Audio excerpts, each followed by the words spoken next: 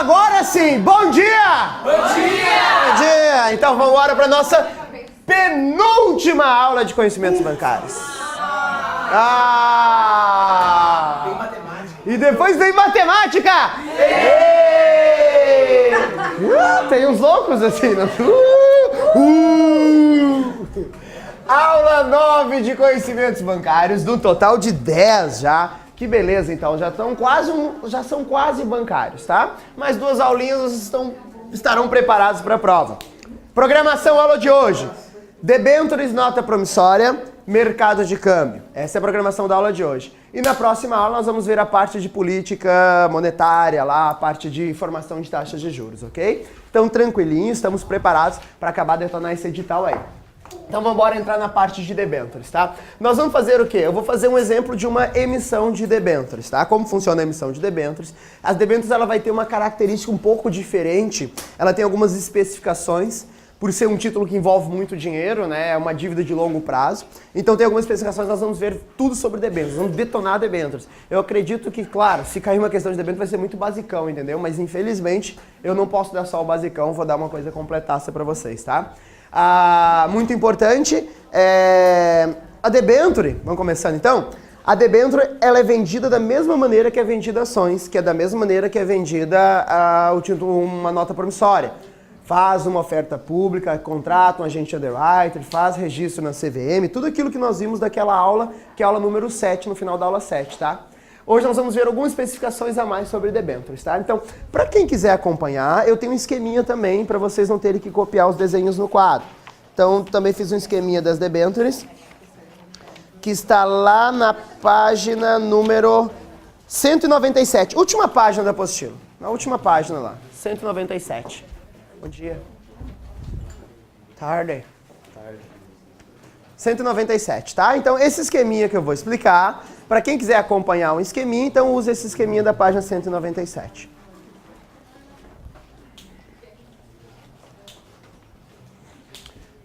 Então, simbora, tá? Vamos lá, prestando atenção, então, vamos aprender debêntures, então. Eu vou usar o mesmo exemplo que eu usei até no curso de 2011, porque eu gosto tanto de falar desse clube de futebol, que eu amo tanto, que é o Grêmio Futebol Porto Alegrense. Eu vou falar do Grêmio aqui, então, né? Bom dia, valeu. Ganhou? Viu? O gladiador machucou, começa a dar resultado. Vamos lá. Grêmio, vou falar do Grêmio Futebol Porto Alegrense, tá? O amor que eu tenho pelo Grêmio é o mesmo que eu tenho pelo Corinthians, pelo Flamengo aqui. Sabe aquele amor assim que dá vontade, sabe? Aquele amor? É o mesmo amor que eu tenho aqui. Então, eu não gosto do Grêmio, não gosto do Inter, mas o Grêmio é o que eu mais odeio dos dois, tá? Então por isso eu vou falar mal do Grêmio, sim. Conta por quê? Odeio o Grêmio. Não vou contar. Gambada de marginais. Vamos lá. Grêmio, Grêmio, Grêmio, Grêmio, Grêmio, lá. O Grêmio. Grêmio quer construir um chiqueirinho novo aqui. Beleza, bonitão agora. Aí está, né? Estádio lindo. Antes do outro do Rio. Tá, tudo bem. Aí está, mas não vai ser o da Copa. Esse estádio aqui, vamos supor... Calma, criança, olha o barulho, sem briga. Isso é bom ser professor, só tu pode bater. Quando vocês batem, eles nem escutam no EAD. 500 milhões. Eu vou dar o microfone pra vocês xingarem o São Paulo. Vamos supor que seja 500 milhões esse estádio. Tudo bem. Para construir esse estádio, vai gerar uma dívida. Maneira número 1, eu posso ir lá no banco e pedir 500 milhões emprestado. Banco, eu preciso de 500 milhões para construir um estádio. Só que aí vai gerar um problema porque, como eu disse para vocês, o banco não gosta de emprestar muito dinheiro para um único cara, porque senão eu fico concentrado. Se esse cara me der um cano, eu vou tomar um cano de 500 milhões. Eu posso pegar esses 500 milhões e emprestar para 500 empresas, 1 milhão para cada. Eu vou estar agradando muito mais clientes e o risco de perder os 500 milhões é muito menor. Então, isso é difícil conseguir um crédito muito grande dentro do banco. E mesmo que eu consiga, essa taxa de juros não vai ser uma taxa de juros tão boa. Então, grandes empresas têm dificuldades em grandes valores dentro de banco. Então, eu poderia emitir ações, é uma maneira de conseguir dinheiro no mercado, sim ou não, que nós vimos? Agora, qual que é o problema de emitir ações? Quando eu vou emitir ações, eu estou abrindo parte abrindo mão de parte do meu lucro. Parte do meu lucro eu posso ter que dar para acionistas. Eu não quero vender, entre aspas, a minha empresa, eu não quero abrir mão do meu lucro. Então o que eu quero fazer? Quero captar investidores, olha, estou procurando investidores que me ajudam a construir esse estádio. Uma das maneiras que aí sim vai passar para o mercado credibilidade é envolvendo algum órgão do governo para regulamentar isso aqui. Uma coisa é fazer uma rifinha, tipo, fica Jardel, entendeu? Isso aí não tem nenhuma lógica. Isso aí, tipo, o cara que compra é muito bobo, porque não tem nenhuma regulamentação. Tanto é que os caras compraram e o Jardel não ficou, lembra disso? Então, isso aí não tem nenhuma legislação. Então, o que eu vou fazer? Eu vou fazer uma coisa com autorização, com regulamentação, com um órgão do governo controlando. Bom, o que nós vamos fazer? Vamos primeiro admitir que construir esse estádio vai nos gerar uma dívida de 500 milhões. Essa dívida de 500 milhões aqui. Essa dívida, a gente diz que é para financiar uma coisa que é um capital fixo. Esse aqui é um financiamento de capital fixo. Por que capital fixo? Porque é um investimento. O clube vai fazer um novo estádio, que isso vai gerar mais torcida, isso vai gerar mais receita, em propaganda, em blá blá blá, e blá blá blá. Isso é um investimento. É uma coisa que eu estou fazendo de longo prazo. Transforma em dívida. Pego essa dívida e vou fracionar, porque sempre é mais fácil vender uma coisa fracionada, em tijolinhos, do que um blocão. Se eu procurar quem tem 500 milhões para emprestar, quem será que tem 500 milhões sobrando para emprestar? Alguém conhece alguém que tem 500 milhões sobrando de uma vez só? Não, né? Então, o que eu vou fazer? É uma pessoa só, física, jurídica. Dificilmente acha alguém que tem toda essa grana. Então eu vou dividir em pedacinhos, de tal forma que vai ficar muito mais fácil de vender. Pedacinho, sei lá, de 20 reais, 30 reais, 50 reais, 100 reais, não importa. Vou fazer aquele mesmo processo, book building, lembra lá para definir o preço desse meu pedaço. Eu vou vender esses pedacinhos aqui. Esse pedacinho, então, dá-se o nome de debêntures. Por que é debêntures, professor? Porque é um pedaço de uma dívida que está financiando o capital fixo. Presta atenção.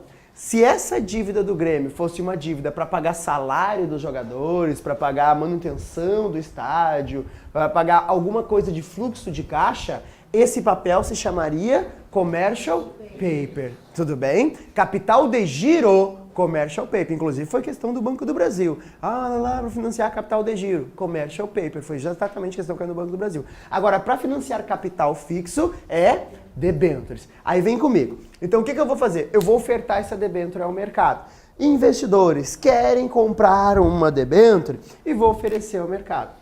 Procurando captar investidores.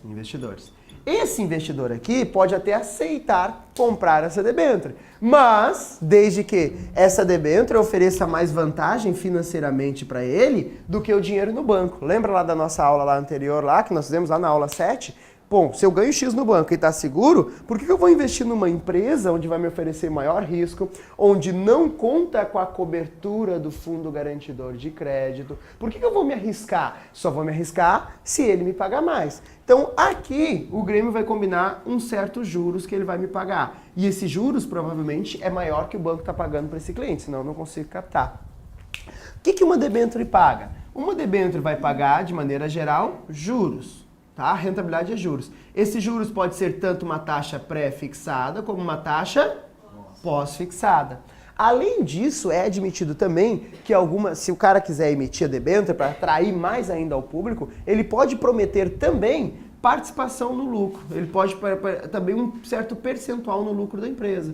Também posso. Olha, além de você ganhar isso, vocês vão ganhar um percentualzinho no lucro da empresa também. Também posso. Mas, professor, de quem que é o lucro de uma empresa? Lembra lá que a gente viu o lucro da empresa? Essa empresa aqui, ó, primeiro, depois nós vamos ver, mas essa empresa obrigatoriamente ela tem ações na bolsa. Tá? Tem salvos 3 exceções, mas de maneira geral tem ações na bolsa. Mas se ela tem ações na bolsa, o lucro pertence a alguns caras. Quem são os caras que têm que receber o lucro? Acionistas. Mas e como é que eu vou dar o lucro pro debenturista? Se você é acionista vendo eu dando lucro pro meu debenturista, tu não vai ficar bravo? Sim ou não? Isso. O que a legislação me fala? Eu sou obrigado a dar quanto para os meus acionistas de participação no lucro? No mínimo? E o resto? Faço o que eu quero. Uma das coisas que eu resolvi fazer é pegar e dar uma parte para esse cara. Não é obrigado, mas para tentar atrair mais investidores. Tudo vai depender, nós vamos ver, da classificação de risco dessa debênture. Se essa debênture foi classificada como muito arriscada, o Grêmio vai ter que encher de benefícios para convencer o cara a aplicar. Se ela for classificada como ela tem pouco risco, o Grêmio não precisa pagar tanta coisa para os caras comprar, porque como tem pouco risco, os caras vão comprar. Daqui a pouco a gente vai como se dá essa classificação de risco. Tudo bem? Vamos continuar. Então, esse cara aqui que compra debenture, ele recebe o nome de debenturista. Então, esse cara aqui é o debenturista. O que é o debenturista, então? É o cara que compra uma debenture, é um investidor de debentures.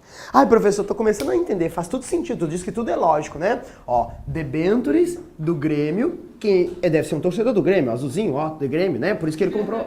Então, o torcedor do Grêmio é gremista. Como ele comprou debenture, ele vira debenturista.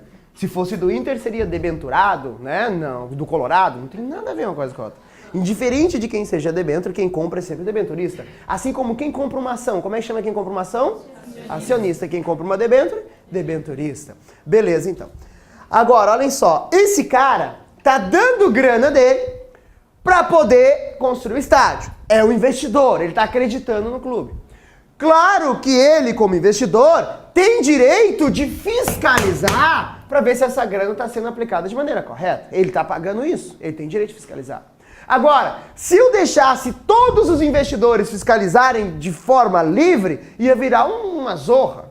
Daqui a pouco vem lá um cabeção, paga 50 pila, compra uma debenture só. Ó, quero 50 pila, uma debenture só. Aí ele chega lá, vai lá no estádio, põe aquele chapeuzinho, sabe aquele de construção, aquele amarelinho? Vai lá no estádio, vem olhar, ei, isso aí não tá bem feito, eu quero isso aqui mais pra cá, mas quem é o senhor? Eu sou um dos investidores, eu sou um debenturista, o dinheiro daqui vem do meu bolso, eu estou financiando essa porcaria, então eu quero que faça assim, pelo amor de Deus. Ele comprou um tijolo só para aquele estádio todo. Então, tem que ter uma organização nisso, senão cada um ia cobrar uma coisa.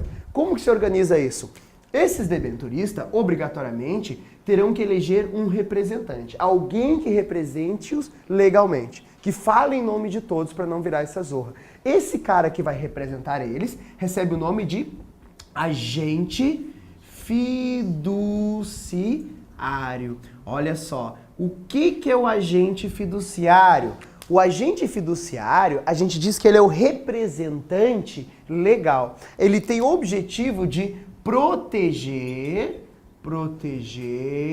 os direitos desse cara aqui. Tá? Então esse é o objetivo do agente fiduciário, proteger o direito desse cara aqui. Tá enxergando aí, Vini, aqui embaixo, beleza? Então, tranquilo então. Então, esse é o cara. Ele vai cobrar o Grêmio em nome desses caras aqui. Aí já começa a gerar algumas dúvidas. Tá, professor, mas e se o Grêmio vai lá e paga pra esse cara não cobrar ele e tal, né? Vai ter um interesse. Não, bom. Esse cara, ele depende dos pagamentos de juros que o Grêmio vai fazer pra esses caras. Porque à medida que esses caras recebem, esse aqui recebe. Se esse cara deixar de receber, esse deixa de receber. Então aí ele está atrelado nessa coisa. Tanto é que a gente diz que a relação fiduciária é lealdade e confiança entre as partes. Então tá tendo uma lealdade, esse cara tem que ser leal a esse, e esse é confiante nesse cara. Eu confio nele e ele tem que ser leal a esse cara. É uma relação fiduciária. Esse agente fiduciário, ele vai proteger os direitos do debenturista com unhas e dentes. Ele vai ficar em cima do Grêmio. Grêmio, eu quero ver o balanço, Grêmio, eu quero ver como é que tá indo as coisas, como é que tá a construção. Tudo ele vai cobrar em nome do cara que ele representa. Inclusive, ele pode até mesmo solicitar a falência do Grêmio em caso o Grêmio não pague os juros. Por que isso? Porque olha só, imagina que o Grêmio não está pagando os juros, esses caras não estão recebendo, ele também não recebe. O que acontece? Se eu deixar no oba-oba, o Grêmio não vai pagando, aí vai entrar um processo na justiça, o processo na justiça vai demorar, e bababá, e nisso ao longo do tempo, o Grêmio vai cada vez mais se endividando mais. Pega mais empréstimo aqui, mais empréstimo aqui. E quanto mais essa empresa se endivida, menos vai sobrar para esse investidor na hora que essa coisa rachar. Então o que acontece? Quando essa empresa não está pagando os juros, caso esse cara queira, ele pode ir no júri e solicitar a falência do Grêmio. Eu, como agente fiduciário, quero solicitar que o Grêmio seja executado. E essa instituição vai então à falência. Por que a falência? Porque é melhor que ela seja liquidada agora, porque quanto mais eu demoro, mais ela se endivida, menos vai sobrar para esse meu investidor. Então, um dos direitos desse agente fiduciário é também, inclusive, solicitar a falência do Grêmio. Tudo bem, tranquilo então. Então aqui está começando a ter uma certa segurança, né? Claro, a principal segurança de todos nesse sistema é que para poder chegar a esse papel aqui, fazer uma oferta pública de debêntures, eu tive que pedir autorização à CVM. A CVM me autorizou, isso foi registrado na CVM, a CVM analisou todo o processo detalhado e disse sim ou não. Então só vou conseguir fazer uma oferta pública, não só de debênture, como uma oferta pública de qualquer valor mobiliário, se a CVM me autorizar. Então a CVM, que é o Banco Central nessa área de valores mobiliários, me autorizou a fazer essa emissão. Então já tenho uma puta segurança que é um órgão do governo, eu já tenho mais segurança para o investidor que o agente fiduciário. Mesmo assim, passa-se coisas na cabeça do agente, do debenturista. Começa a pensar assim, tá, e se o Grêmio não pagar os juros? E se o Grêmio não devolver meu dinheiro no prazo determinado?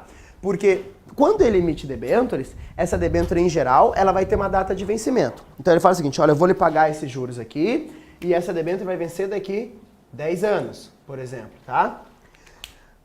Aí primeiro o cara pensa o seguinte, tá, tudo bem, eu vou comprar um papel que eu vou ter que esperar 10 anos para receber minha grana de volta, tudo isso para recuperar esse estádio ali e tal. Bom, Grêmio, ó, 10 anos é o tempo do estádio ficar, quer dizer, não do estádio ficar pronto, talvez demore isso com essa lentidão que eles estão lá, mas, tipo, o estádio ficar pronto é ter público, é ter receita e conseguir pagar todo esse investimento. O estádio vai se pagar em 10 anos, ok? Agora, você investidor que está colocando teu dinheiro agora, caso queira, você pode pegar a tua debênture e vender para outro cara. O 10 anos é o tempo que o Grêmio vai resgatar essa debênture. É o prazo máximo que ele vai resgatar. Se ele quiser, ele pode até resgatar antes, mas essa é a data fim que ele vai poder resgatar essa debênture. Então, quando você pega a tua debênture e vende para outro cara, não é resgate. O resgate é quando a empresa recompra isso. Isso é resgate. O que você está fazendo é pegando uma debênture e vendendo no mercado secundário, porque sai de teu nome e vai para outro nome. Note que a empresa não está captando, estou no mercado secundário. Então você compra debênture no primário, financia a empresa e caso você queira a qualquer momento, pode vendê-la no mercado secundário. Tudo bem até aí? Beleza, então.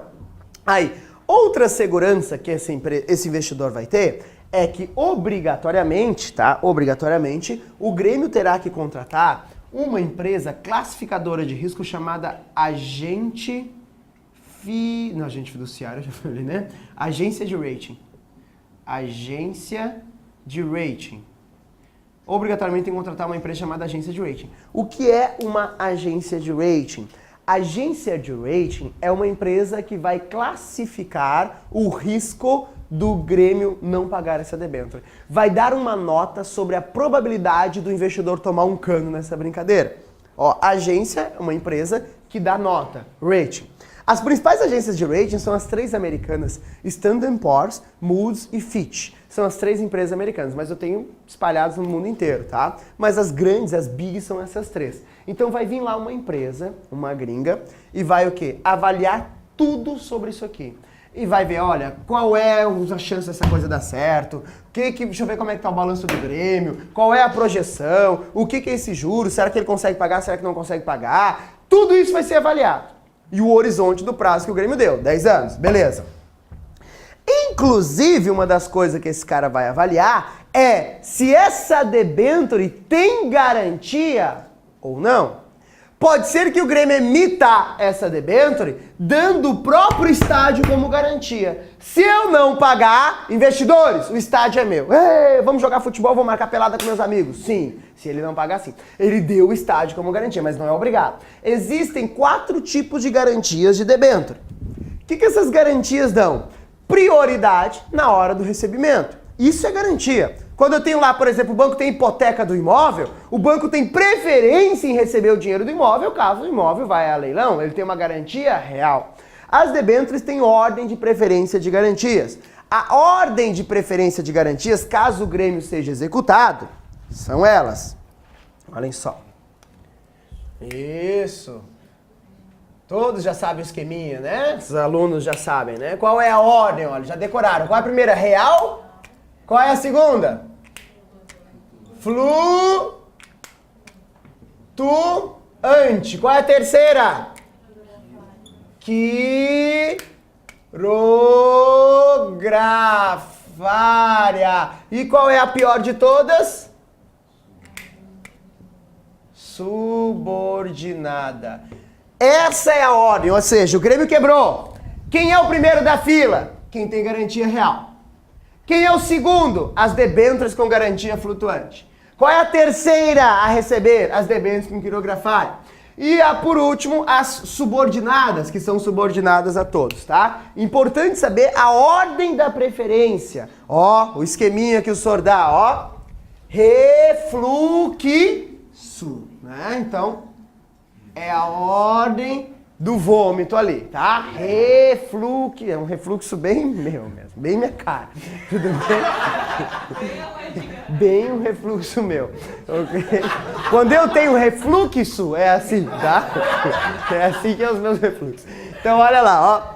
Real, flutuante, quirografária e subordinada. Tudo bem? Refluxo é exatamente a ordem de preferência. Então, primeira a receber, garantia real. Segunda melhor, flutuante. Terceira melhor, quirografária. E quarta melhor, subordinado. Ah, professor, o que é cada uma dessas garantias? Não precisa saber. Não tem no edital de vocês o que é garantia. O que tem é debêntures. A ordem das preferências garantias debêntures são essa daqui. Tudo bem? Aí, beleza. Então, isso é uma das coisas que ele vai levar em conta. Qual das garantias? É a top das garantias, é o próprio estádio. É o segunda melhor garantia, a terceira melhor, a quarta melhor. Então ele vai levar em consideração para dar essa nota dele. Então essa agência de rating vai dar uma nota. Essa nota não é, atenção, estação primeira do Grêmio, nota 10. Não é aquelas notas assim, essa nota não é em número. Essa nota é dada em letra. Funciona assim, ó. Essa é a tabela mais usada pelas agências de rating, tá? Cada uma tem sua tabelinha, mas é tudo muito parecido assim. Oi? Isso! Além de avaliar empresas, eles avaliam também países. Essa mesma empresa aqui, a agência de rating, ela avalia títulos de crédito, empresas, capacidade de uma empresa pagar sua dívida e também países. Ou a capacidade de um país pagar sua dívida. O Brasil também, o Brasil tá aqui, ó. É avaliado como aqui. Aqui está o Brasil hoje. O Brasil estava aqui, ó, nesse Bzinho ali abaixo, ele subiu. Quanto mais pra cima, tu tá mais bonito. 3As é assim, ó, excelente. 3As é, pode comprar de olho fechado, tranquilo, excelente papel. Aplicação muito boa, muito seguro. 2As, boa, excelente aplicação, tranquilo, um bom investimento, recomendo. 1A, muito bom, interessante. Tranquila. 3Bs, tá bom. Legal. 2Bs. Bom, tá bom, tá bom, tá bom, tá bom, tá bom. Sou. 1B. Veja bem. Já começa aqui, veja bem. Olha só, né? C já começa a lembrar calote, cano. Sim ou não? Já começa a lembrar, D, na verdade, é o cano. D, tu vai tomar cano certo. É default, é o cano em inglês, entendeu? O D já era. O C já começa a ter créditos duvidosos, tipo, já tem dívida em atraso, não é lá um cara tão confiável, entendeu? Então, o que vai acontecer? Essa agência de rating vai avaliar todos os riscos da operação. E no final, pum, dá uma nota pro Grêmio. A nota é 3As, 2As, 1A. E assim vai. Assim como avalia países. O Brasil, ele estava aqui, ó. Essa linha para cima são os países que encontraram o que chama de maturidade de investimento, grau de investimento. Na época o Brasil conseguiu aqui, foi em 2007, 2008, por ali, o Lula ainda era o presidente. O Brasil conseguiu um investment grade, o Lula estava dando um depoimento, falou, Brasil conseguiu um investment grade, eu estou muito feliz. Conseguimos entrar aqui na linha e alcançar países ultra mega desenvolvidos como México, Índia, né? Nós pegamos eles. Agora nós estamos junto com eles. Mas eu sempre fico feliz porque a Argentina... Hermanos! Hola, que tal? Não tá bem, não. Aqui um bezinho lá pra eles, tá? Então eles estão sempre atrás em tudo. Até no ranking do Investment Grade eles estão atrás.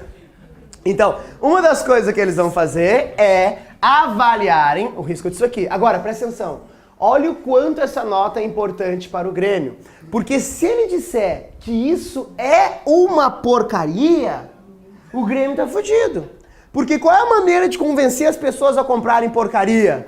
Fazer com que elas ganhem muito, para que elas fiquem pensando, é porcaria, mas dá muito, é porcaria, mas dá muito. E aí eu vou pegar os caras mais arrojados para poder investir. Se essa empresa de rating, então, fala que é muito bom, aí vai pagar qualquer coisa. Se você pagar um pouquinho mais que o banco, tá bom, porque é tão seguro quanto o papel do banco, tá muito bom, a empresa tá sólida, é muito bem fundamentada, blá, blá, blá. Então, tem esse problema aí. Agora, qual que é o detalhe? Presta atenção. Essa agência de rating é obrigada a ser contratada, segundo a CVM. Mas tem que ser uma empresa reconhecida, bababá, mundialmente. Não pode ser uma empresa qualquer. Não posso criar a minha agência de rating e contratar. Beleza. Agora, qual que é o problema? Quem contrata é o Grêmio. O Grêmio vai pagar para essa empresa dar uma nota na debênture dele. E essa empresa é uma empresa privada. É uma empresa privada. Não é uma empresa do governo. Então, olha o risco que eu tenho. O Grêmio vai lá, pode ligar para essa empresa e falar com negociar o quê? Uma notinha com a empresa. Me manda a tabela de preço. A tabela de preço, o 3As está 15 milhões, 2As está 10 milhões, 1A está 8 milhões. A conta da nossa agência é a agência da Caixa Econômica Federal. A conta é tal. Quem sabe? Né? Claro. Eu dou exemplo que, como essas agências de rating, as grandes, são americanas, que é Standard & Poor's, Moody's, Fitch, o que o Grêmio? O Grêmio vai ter um trabalho, não vai ser tão simples assim para negociar isso aqui, né? Por quê? Puxa, lá um gringo lá fora. Então o que o Grêmio tem que fazer? Primeira coisa, demite Vanderlei Luxemburgo, contrata Joel Santana. Por quê? Porque o Joel Santana é o único técnico brasileiro que fala inglês fluentemente. Pra negociar com os caras, entendeu? Paulo Odoni não sabe falar inglês, os caras ninguém sabe falar inglês, então vamos contratar o Joel, porque aí vai resolver o problema. Aí põe o Joel na linha pra negociar com os caras. Hello, I'm from Brazil, here in Grêmio. I need now a 3A. I go to depositar in the left and the right in your coin today. 10 million, ok? Bye. Ok, beleza. Joelzão liga e negocia com eles o depósito de 10 milhões. Aí deposita na conta deles. Aí o que vai acontecer? 2As. E o investidor vai acreditar que é isso, porque a Standard & Poor's diz que é isso. Agora, por que isso não vai acontecer, essa negociação? Por que dificilmente isso vai acontecer? Porque se a Standard & Poor's faz essa merda aqui, ela ganha dinheiro fácil, não teve trabalho nenhum e já ganhou dinheiro na conta dela. Agora, e se der merda? Perde. Ela tá fora. Imagina que ela não vai avaliar, isso aqui é um caos, tá? Os caras estão desviando, era 500 milhões para construir o estádio? É, mas na verdade se perdeu um pouquinho no caminho, chegou aqui 50 milhões, né? Aí os caras, ao invés de fazer uma arena, né, não deu para cercar, ficou só o campo de futebol, as pessoas vêm em pé em volta, tudo bem? Aí compraram um Dream Team, aquelas coisas que os gremistas já viram, a Mato, a Astrada, vocês não lembram dessa época aí? Aí aquela coisa, lembra lá da ISL? Aí jogaram e foi parar na segunda divisão, onde deveria ter ficado, não tinha que ter aquela Batalha dos Aflitos. Aí jogaram, aí caíram pra terceira e pra quarta e pronto, acabou, o Grêmio não existe mais. Sim. Aí o que aconteceu?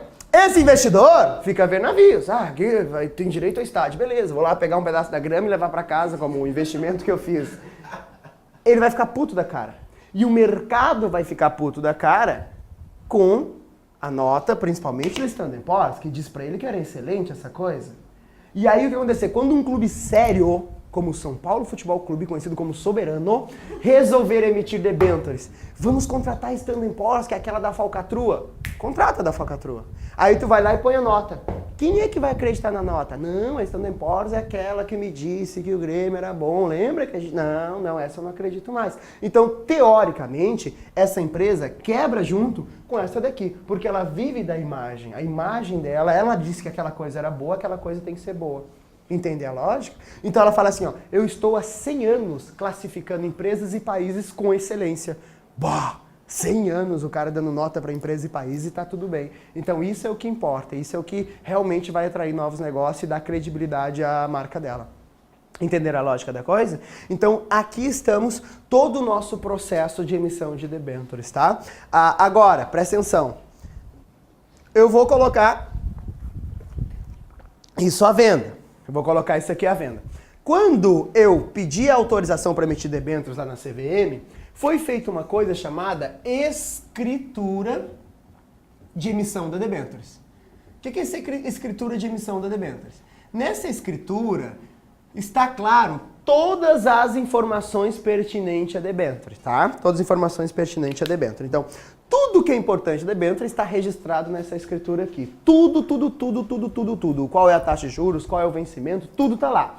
Só que a escritura é como se fosse uma certidão de nascimento. Tem todas as informações importantes. Só que quando o investidor vai lá decidir investir na debênture ou não, ele lê a escritura, vai ficar muito complicado, é muito texto, é muita coisa que não interessa a ele. Então o que a gente faz? A gente faz um documento mais reduzido. É como eu dou o exemplo do documento da certidão de nascimento. As pessoas não andam com certidão de nascimento. O que ela anda? Ela anda com a identidade, que é um resumo da certidão de nascimento. O que é importante na certidão de nascimento está aqui, olha, o cara nasceu tal dia, tal data, o pai dele é fulano e a mãe dele é fulano. Só, é isso que eu preciso, o número dele é esse aqui. Então a ideia é essa. A escritura tá lá. Quem quiser consultar, quando eu faço a emissão, vai estar escrito assim, ó, essa debênture está registrada na CVM pelo número tal. Aí você entra na CVM, digita o número e olha lá toda a escritura da emissão. Mas para poder comercializar e vender, falar, você quer investir na minha debênture? Aí o cara pergunta, como funciona? A lei é a Bíblia da escritura? Não. Eu faço o quê? Uma tradução dessa escritura. Essa tradução recebe o nome de prospecto. O que é o prospecto? Prospecto é onde o investidor vai tomar ciência do risco do investimento. Nesse prospecto vai estar todas as informações que são relevantes para a decisão dele. Vai estar escrito lá, essa debênture, ela vai pagar juros assim, assim, assado, ela tem vencimento de tanto, é pré-fixado, é pós-fixado, o agente fiduciário será fulano, a agência de rating será ciclana, a nota da agência de rating é 3A, a garantia dada é a garantia flutuante, esse dinheiro é para investimento no estádio, e tudo vai estar muito claro, inclusive coisas assim, ó, esta debênture não contam com qualquer espécie de garantia adicional, além da dada da debênture, não conta com garantia do fundo garantidor de crédito, vai estar tudo muito claro para o investidor lá. Nesse prospecto. Então, no prospecto é onde eu vou comercializar, o que eu vou oferecer pro cara ler e o cara ver se ele quer entrar ou não. É onde ele vai tomar ciência, conhecimento do risco envolvido nessa coisa. Aí tem uma coisa muito importante, que inclusive eu falei nos vídeos de 2011, mas foi revogado. E eu não sabia quando eu gravei o 2011, tá? Antigamente nós tínhamos um limite de emissão de debêntures. Vem pra cá, ó, importante, tá? Uma alteração aí. Quando eu emitia debênture com garantia real, o máximo que eu podia emitir era 80% do valor do patrimônio. Flutuante, 70% do valor do patrimônio, ou seja, se eu estou dando garantia real, o estádio vale 500 milhões, eu estou dando o estádio como garantia, eu podia captar em debêntures não 500 milhões, no máximo 80% de 500 milhões. 5 vezes 8, 40, 400 milhões é o que eu poderia vender em debêntures, não mais que isso. A minha emissão tinha limite, se chama limite de emissão, tudo bem? Se eu desse garantia flutuante, o máximo que eu podia captar era 70% do valor do estádio. Por quê? Segundo a legislação era isso. E se fosse quirografária subordinada, eu estava limite ao capital social da empresa. Tá? Capital social da empresa, tudo bem? Isso aqui está a Bíblia se eu falar mercado de ações e debêntures, tem outras leis que complementam, tá? Mas a principal é a 6404, tá? Essa aqui é a principal lei do sistema financeiro. Se eu não me engano, essa parte de garantias está, acho que no artigo... As debêntures começam a falar no artigo 52. A partir do artigo 52 começa a falar de debêntures. Essa parte da limite de emissão está no artigo 60, tá? Só que esse artigo 60 foi revogado, tá? Então esse artigo 60 ali não existe mais, foi revogado. Hoje, as debêntures, isso aí por quê? Isso foi agora há pouco tempo. O governo fez um pacote no qual ele queria fazer com que as empresas conseguissem mais crédito no mercado. Então uma das coisas que ele fez não tem mais limite de endividamento da debênture. Esse limite, ele é definido em assembleia. Os próprios acionistas da empresa vão fazer uma assembleia e vão ver o quanto é importante, o quanto é interessante essa empresa se endividar. Hoje a debênture, então, pode ultrapassar, sem problema algum, o limite do capital social. Porque o que a legislação fala? Que o limite para emitir debêntures é definido em assembleia. Então o que vale hoje é esse limite, o quanto a empresa pode se endividar, né? Qual o tamanho dessa dívida que a gente pode pagar? É definido em assembleia. Aí uns vão pensar assim, professor, mas assembleia, ou assembleia? Deu. Não? Não tem acento? Vou botar pra cá e depois você joga ele pra lá ou pra cá, deixa lá. Assembleia. Aí uns vão pensar assim, professor, mas tipo, como é que eu vou deixar uma empresa se endividar mais do que ela vale? Presta atenção. Em geral, não tô falando, quando eu falo de debêntures, essa dívida está atrelada a um novo investimento. E esse investimento é que tem que se pagar. Teoricamente, eu não preciso do capital social da empresa para se pagar. Tudo bem? Claro que é arriscado, mas vai ser definido em assembleia. Esse limite de emissão, ele não existe mais, tá? Então, presta atenção. Aí alguns cabeção reclamam, professor, não, lá no outro vídeo tem, mas no outro vídeo é de 2011, esse é de 2012, tá? Então, isso aqui não tem mais, esses limites de emissão de debêntures. Tranquilos, então?